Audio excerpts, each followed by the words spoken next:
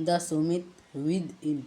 Before you read, Major HPS Ahluwalia was a member of the first successful India expedition to Mount Everest in 1965.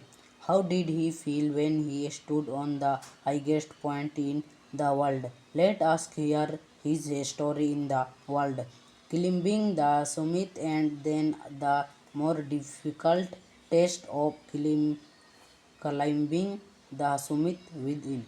Of all the emotions which surged through me as I stood on the summit of Everest, looking over miles of poor panorama below us, the diamonds. One I think was humility. The physical in my seemed to say, "Thank God, it's all over." However, instead of being jubilant, there was a thing of sense.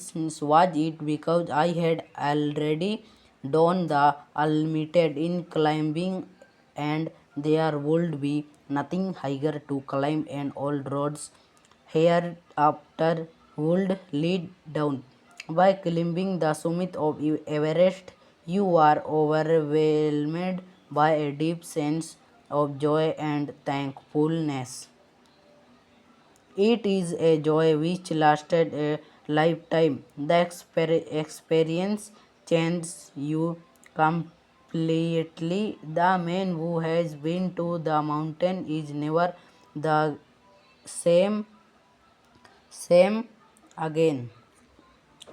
As I look back at life after climbing Everest, I cannot help remarking about the all other summit, the summit of the mind, no less formidable and no easier to climb. Even when getting down from the summit, once the physical exhausted had gone, I began ask myself the question why I had climbed Everest.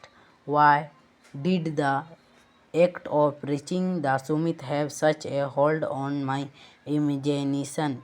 It was already a thing of the past, something done yesterday. With every passing day, it would become more remote, and when what would remain would my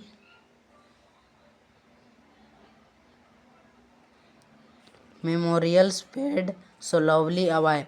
All these thoughts led me to question myself as to why people climb mountain. It is no easy to answer the question. The simplest answer we build great difficult main text overcoming objects. The objects in climbing a mountain are physical. A climb means experience and willpower. The demonstration of these physical qualities is on double exhilarating as it was for me also. I have a more personal answer to the question. From my childhood, I have been attracted by mountains. I had been miserable, lost when away from mountain in the plains. Mountains are nature and its best. Their beauty and majesty pose a great challenge, and like many, I believe that mountains are a means of communion with God. Once having granted this, the question remains, why Everest? Because it is the highest, the maintained, and has defined my favorite attempts. I take the last ones of one's energy. It is a brutal struggle with rock and ice. Once taken up, it cannot be given up halfway, even when one's life is at stake. The passage back is as difficult as the passage onwards, and then when the summit is climbed, there is the exhilaration, the joy of having done something, the sense of a battle fought, having and won. There is a feeling of victory and of happiness.